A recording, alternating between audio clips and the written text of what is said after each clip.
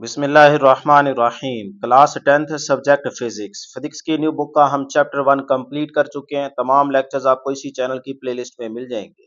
आज की इस वीडियो में हम चैप्टर 1 थर्मल फिजिक्स के न्यूमेरिकल प्रॉब्लम सॉल्व करने जा रहे हैं। बहुत ही आसान न्यूमेरिकल है, थोड़ी देर तवज्जो से बैठेंगे तो इंशाल्लाह ये न्यूमेरिकल्स आपको तैयार हो जाएंगे। और जिस तरीके से मैं न्यूमेरिकल सॉल्व कराऊंगा इसी तरीके से बेटे आपने सॉल्व करने, इस तरीके से करके आएंगे तो बोर्ड के पेपर में आपको पूरे नंबर मिलेंगे। बच्चों को पता ही नहीं होता कि न्यूमेरिकल को किस तरह से सॉल्व करना है, जिसकी वजह से उनके 1 या 2 नंबर कट जाते हैं। तो आपने बेटे इसी तरह से नोट करने हैं और इसी तरीके से तैयार कीजिएगा, यही मेथड आपने फॉलो करना है। ठीक है, तो स्टार्ट करते हैं। जल्दी से वीडियो को लाइक कर ले, चैनल को जरूर सब्सक्राइब कर ले। 10.1 न्यूमेरिकल स्टेटमेंट को गौर से समझिएगा। कहते हैं a metal rod of length 1 metre. हमारे पास एक मेटल का रॉड है, सपोज करें जी ये हमारे पास एक मेटल का रॉड है, उसकी उसने लेंथ बता दी है इनिशियली, ओरिजिनल लेंथ कितनी है जी 1 मीटर। ठीक है, इसको हम एल नॉट से रिप्रेजेंट करेंगे original length. expands by 0.2 meter when heated from 20 degree Celsius to 120 degree Celsius. पहले इनिशियल टेम्परेचर क्या था बेटे T1 20 डिग्री सेल्सियस, फिर उसको बढ़ाया गया, कितना कर दिया गया T2 is equal to 120 degree Celsius पे। इसका मतलब आपने उस मेटल के रॉड को क्या किया बेटे हीट अप किया, तो उसकी लेंथ में क्या आ गया चेंज आ गया। तो चेंज लेंथ कितना आया बेटे 0.02 मीटर। क्लियर। कहता है calculate its coefficient of the linear expansion. अब फर्स्ट लेक्चर में आपको लीनियर एक्सपेंशन हमने फाइंड आउट कराया था, अल्फा, वो हमने फाइंड आउट करना है। तो ये थी स्टेटमेंट, बहुत ही आसान। अब इसी स्टेटमेंट के अकॉर्डिंग ना आप गिवन डाटा मेंशन करेंगे, गिवन डाटा का 1 नंबर होता है, और इसी तरीके से लिखेंगे जैसे मैं यहाँ पे करूंगा। तो हेडिंग लगाएंगे bye given data length of metal rod, एक मेटल का रॉड जिसकी उसने ओरिजिनल लेंथ इनिशियल लेंथ बता दी है, कितनी थी L naught is equal to 1 metre. बच्चे डायरेक्ट लिख लेते हैं L naught is equal to this, भाई ये वर्डिंग लिखना लाजमी है। उसके बाद जब आपको हीटअप किया तो उसकी लेंथ में चेंज आया, कितना 0.02 मीटर। मीटर लेंथ का यूनिट होता है, यहां से याद रखिएगा। तो हम लिखेंगे change in length is equal to delta L, delta L is equal to 0.02 metre. अब बेटे पहले इनिशियल टेम्परेचर कितना था 20 डिग्री सेल्सियस, तो आप लिखें initial temperature T1 is equal to 20 degree Celsius. Final temperature बढ़ा के कितना कर दिया गया 120 डिग्री सेल्सियस, तो वो हो जाएगा T2। तो यहाँ से T1 भी है T2 भी है, तो खुद देख के आप क्या करेंगे चेंज इन टेम्परेचर निकाल लेंगे। तो हम चेंज इन टेम्परेचर निकालते हैं डेल्टा T, तो T2 माइनस T1 120 माइनस 20, तो ये कितना आएगा 100। अब चाहे आप डिग्री सेल्सियस में लें या केल्विन में लें, आंसर सेम आएगा, एक ही बात है। तो आप इसको 100 केल्विन भी लिख सकते हैं। क्लियर है बेटा यहाँ तक। चलें जी, अब वो कह रहा था calculate its coefficient of linear expansion, तो आप हेडिंग लगाएंगे कि टू फाइंड, कि हमने क्या चीज फाइंड आउट करनी है कोफिशिएंट लीनियर एक्सपेंशन, यानी कि अल्फा हमने फाइंड आउट करना है। इस तरीके से स्टेप बाय स्टेप एक एक चीज मेंशन करके फिर आपने आंसर निकालना है। ठीक है यहाँ तक। तो अब हम कैलकुलेशन करते हैं बेटे, तो आप यहाँ पे हेडिंग लगाएंगे कैलकुलेशन की। अगर हेडिंग नहीं भी लगाएंगे तो कोई मसला नहीं है, लगा ले तो अच्छी बात है। एज वी नो दैट, जैसा कि हम जानते हैं, आपको ये अल्फा फाइंड आउट मैं करवा चुका हूँ फर्स्ट लेक्चर में। ठीक है, तो अल्फा का फार्मूला यूज करेंगे, delta L over L naught into delta T होता है ना, इसमें पुटिंग करते हैं। डेल्टा एल कितना है जी हमारे पास 0.02, एल नॉट की वैल्यू 1, डेल्टा टी टेम्परेचर में चेंज कितना है 100। इसको पुट कर दें जी कैलकुलेटर पे, आपके पास आंसर आ जाएगा। देखें जी, बहुत से बच्चों को कैलकुलेटर यूज करना नहीं आता, तो यहाँ पे देख लें आंसर खुद ही 0.02। जिस तरह से ये है ना, इसी तरह से पुटिंग कैलकुलेटर पे करनी है। देखें ब्रैकेट ऊपर नीचे डिवाइड हो रही है ना, तो ऊपर क्या है जी 0.02, कर्सर को नीचे लेके आएंगे, 1 मल्टीप्लाइड 100 तो 100 ही आएगा ना, ये 100 ऊपर लेके जाए और ब्रैकेट क्लोज कर दें। ये देखें इक्वल टू की प्रेस की, ये आपके पास आया एस डी की प्रेस करेंगे तो 2 मल्टीप्लाई 10 रेस्ट पावर -4, तो 2 मल्टीप्लाई 10 रेस्ट पावर -4, ये आपके पास आंसर आ गया। अब आपको पता होना चाहिए लीनियर थर्मल एक्सपेंशन का यूनिट क्या होता है पर केल्विन। देखे ना, ये डेल्टा एल का मीटर, इसका भी मीटर, मीटर मीटर से कैंसल, तो टेम्परेचर का बच जाएगा केल्विन। तो ये ऊपर जाके -1 हो जाएगा, नीचे इसकी पावर +1 है, ऊपर जाएगी -1 हो जाएगी, तो पर केल्विन इसका यूनिट होगा अल्फा का। तो आप यहाँ पे यूनिट लिख देंगे, इस तरह से आप लिखेंगे तो आपको पूरे नंबर मिलेंगे। क्लियर है जी यहाँ तक। 10.2 वाला न्यूमेरिकल देखते हैं। 10.2 कहता है a container holds a 1 litre of water at 20 degree Celsius. इस टेम्परेचर पे ना एक कंटेनर जिसके अंदर क्या है बेटे आपके पास 1 लीटर वाटर, यानी कि बेसिकली आपके पास वॉल्यूम दिया गया कंटेनर, कंटेनर का वो कितना है 1 लीटर। लीटर आपके पास वॉल्यूम का यूनिट होता है ना, इसको हम मीटर क्यूब या सेंटीमीटर क्यूब में कन्वर्ट कर लेंगे, कोई टेंशन वाली बात नहीं है। अच्छा जी, इनिशियल टेम्परेचर ये दिया गया T1। आगे कहता है what will be its volume, volume आपने फाइंड आउट करना है, यानी कि हमें V चाहिए होगा। एट 80 डिग्री सेल्सियस, जब टेम्परेचर 20 से 80 पे पहुंचा तो तब आप बताएं कि उसका वॉल्यूम क्या होगा, वो V हमने फाइंड आउट करना है। Assuming water's coefficient of the volume expansion is this, यानी कि उसने हमें coefficient of volume expansion beta की वैल्यू उसने हमें बता दी है, तो ये हमारा बीटा आ गया। क्लियर है जी, बहुत ही आसान न्यूमेरिकल है। तो बस स्टेटमेंट के अकॉर्डिंग गिवन डाटा मेंशन करते हैं। By given data volume of container, initially उसने कितना दिया है जी, V naught, original volume container का कितना है 1 लीटर। तो अब लीटर को ना आप सेंटीमीटर क्यूब में ले जाए, इसका यूनिट चेंज करते हैं। तो एज वी नो दैट, यहाँ पे याद रखिएगा, ये आपसे एमसीक्यू में भी पूछा जा सकता है कि 1 लीटर जो है ना वो कितने सेंटीमीटर के क्यूब के इक्वल होता है। तो 1 लीटर जो है 1000 सेंटीमीटर क्यूब के इक्वल होता है। ये बात बेटे याद रख लें एमसीक्यू के लिए। अब आपने यहां से इस वी नॉट का यूनिट क्या लेके आना है, सेंटीमीटर क्यूब। तो 1 मल्टीप्लाई 1000, तो कितना आएगा 1000 ही आएगा। तो ये आपके पास उस कंटेनर का ओरिजिनल वॉल्यूम आ गया सेंटीमीटर क्यूब में। क्लियर है यहाँ तक पहली चीज। आगे टेम्परेचर मेंशन करते हैं। तो टेम्परेचर कितना है T1 20 डिग्री सेल्सियस और टेम्परेचर T2 कितना है 80 डिग्री सेल्सियस। तो यहाँ से बेटे हम यहाँ पे टेम्परेचर को मेंशन करेंगे गिवन डाटा में। तो ये देखें जी, टेम्परेचर T1 हमारे पास कितना आ गया 20 degree Celsius, temperature T2 80, change in temperature खुद से निकाल लेंगे। तो T2 माइनस T1 80 माइनस 20 60 आ जाएगा। केल्विन में लिखें या डिग्री सेल्सियस में लिखें की बात है, आंसर सेम आएगा। अच्छा जी, अब उसके बाद उसने बीटा की वैल्यू बता दी थी, तो हम यहाँ पे हेडिंग लगाएंगे coefficient of the volume expansion beta उसने दे दी है। क्लियर, ये पुट किया। टू फाइंड, हमने क्या चीज फाइंड आउट करनी है बेटे, वॉल्यूम। V हमने फाइंड आउट करना है कि जब टेम्परेचर 80 डिग्री सेल्सियस पे पहुंचा तब उसका कंटेनर का वॉल्यूम बताएं। तो एज वी नो दैट, जैसा कि हम जानते हैं, V is equal to V naught into 1 plus beta into delta T, ये फार्मूला भी आपको करवा चुका हूँ। ठीक है, तो सेकंड टॉपिक के अंदर आपको बेटे ये पढ़ा चुका हूँ। अब आ जाए इसमें पुटिंग करते हैं, V नॉट की value 1000 centimetre cube, 1 plus beta की वैल्यू ये पुट करें, डेल्टा टी की वैल्यू ये पुट करें 60। अब आप इसको कैलकुलेटर पे मल्टीप्लाई करें, इंशाल्लाह आंसर आ जाएगा आपका बिल्कुल ठीक। तो ये देखें जी, मैं यहाँ पे ना आपके सामने कर देता हूँ। ये 1000, तो मैंने यहाँ पे लिखा जी 1000 bracket close multiply into bracket start 1 plus, ये देखो 1, ये प्लस, फिर ब्रैकेट स्टार्ट करें, जिस तरह यहाँ पे पुटिंग की है ना वैसे ही करनी है।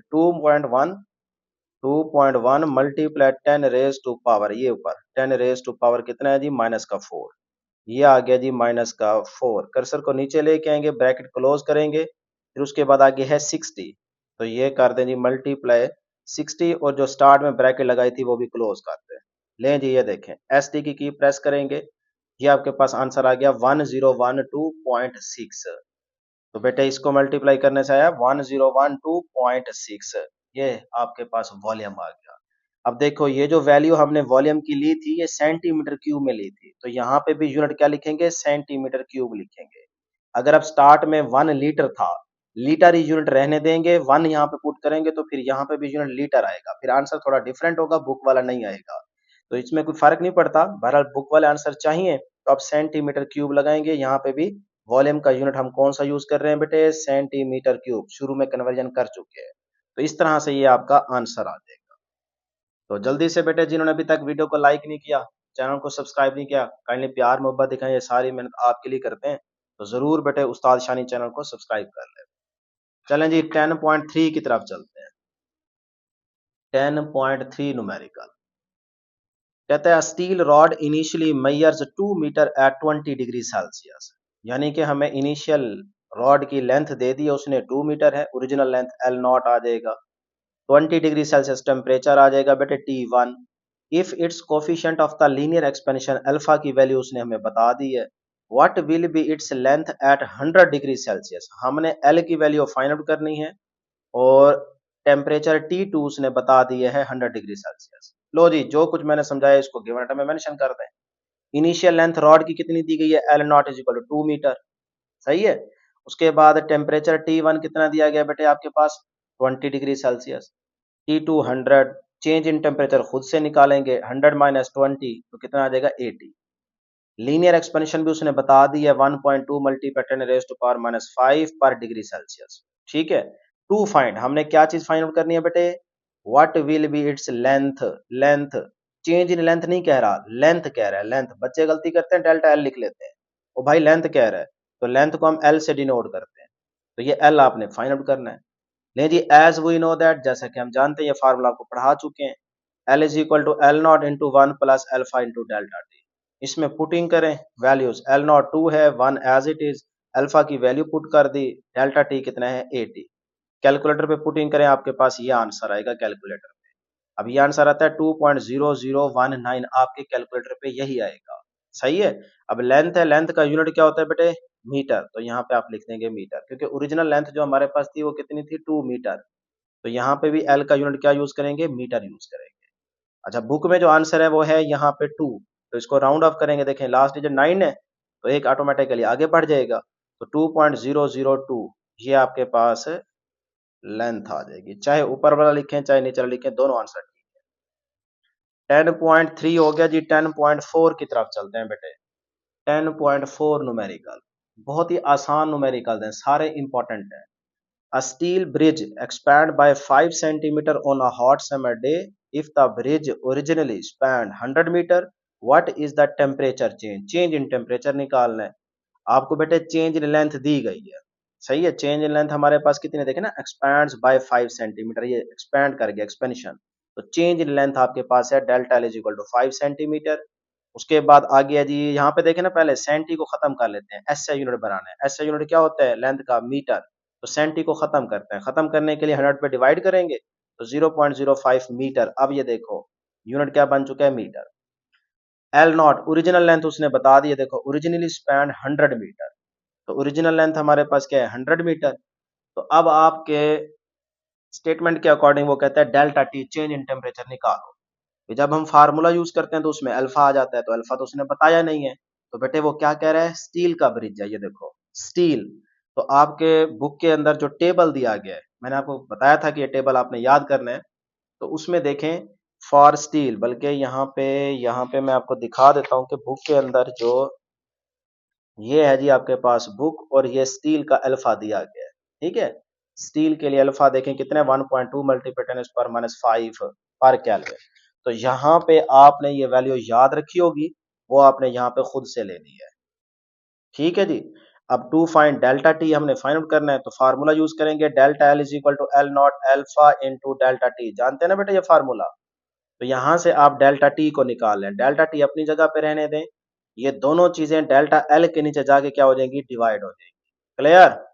अब पुटिंग करें जी, डेल्टा एल 0.05, एल नॉट की जगह 100, और अल्फा कितने हैं जी 1.2 मल्टीप्लाई 10 पर माइनस 5। कैलकुलेटर पे सॉल्व करें, ये आपके पास आंसर आ जाएगा। मैं आपको करके दिखाता हूँ, ये देखें जी, ये हमारे सामने कैलकुलेटर आ गया, ब्रैकेट स्टार्ट, ऊपर आपके पास वैल्यू है 0.05, कर्सर नीचे लेके आए और ब्रैकेट में लिखें जी 100, bracket close, multiply into 1.2 multiply 10 raise to power minus का 5, ये -5, कर्सर नीचे लेके आएंगे, ब्रैकेट क्लोज करें, ऊपर लेके जाएं, होल ब्रैकेट क्लोज करें, लें जी इक्वल टी की प्रेस की और एस डी की प्रेस करेंगे तो 41.66 ये आपके पास delta T change in temperature की वैल्यू आ गई डिग्री सेल्सियस में। क्लियर है जी यहाँ तक।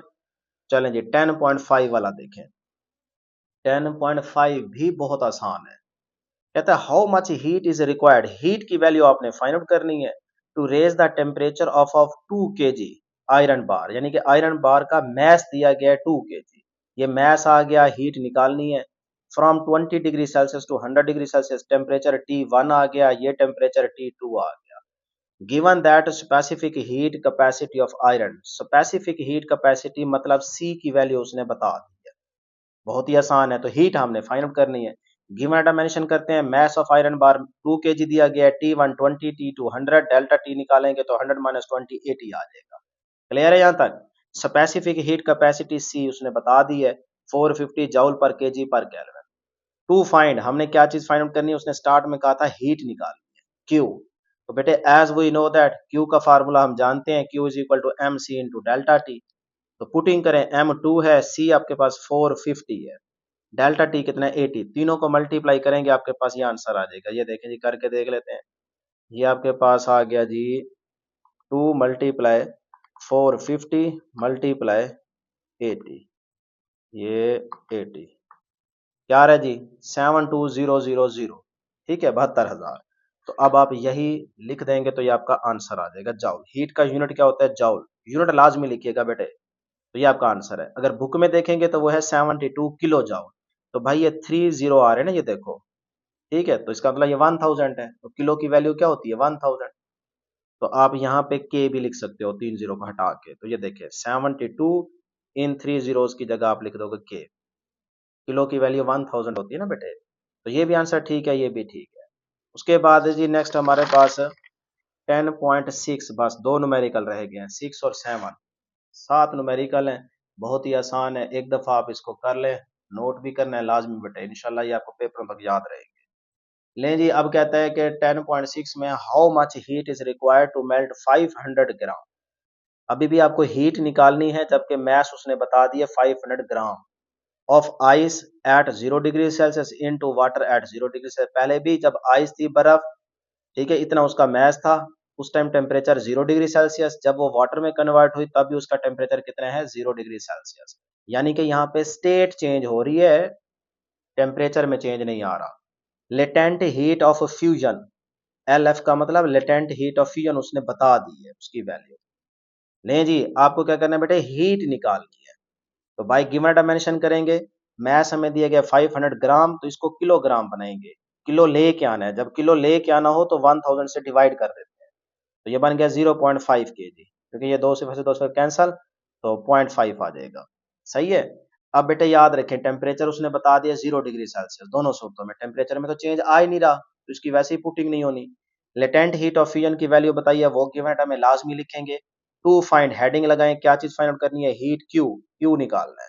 तो एज वी नो दैट, जैसे कि हम जानते हैं, क्यू किसके बराबर होता है बेटे, M into L F, latent heat of fusion.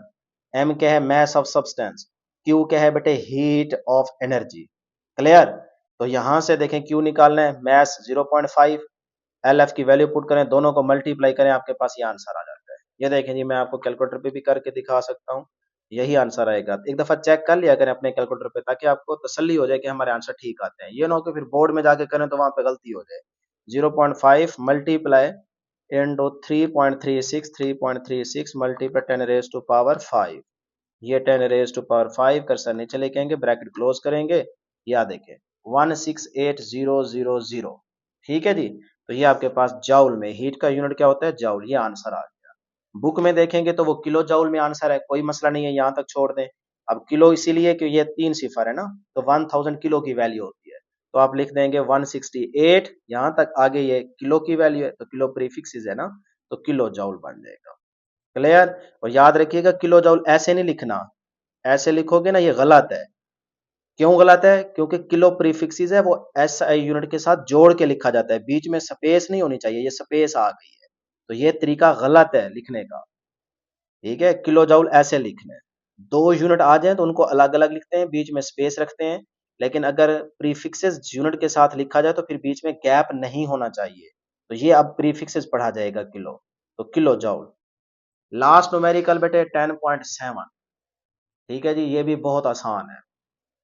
10.7 में कहता है calculate the heat required, heat आपने फाइंड आउट करनी है। Completely vaporise 1 kg of water, water को उसने मैस दे दिया 1 kg at 100 degree Celsius, temperature भी बता दिया। Latent heat of vaporisation, V से वेपोराइजेशन, ये उसने वैल्यू भी बता दी। कहता है हीट फाइंड आउट करो। तो by given data mass of water में दिया गया 1 kg, टेम्परेचर दिया गया 100 degree Celsius, latent heat of vaporisation दी गई है।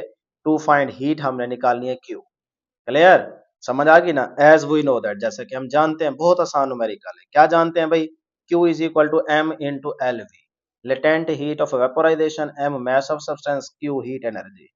लें जी पुटिंग करें, एम कितना है 1, लेटेंट हीट ऑफ वेपोराइजेशन की वैल्यू पुट कर दी।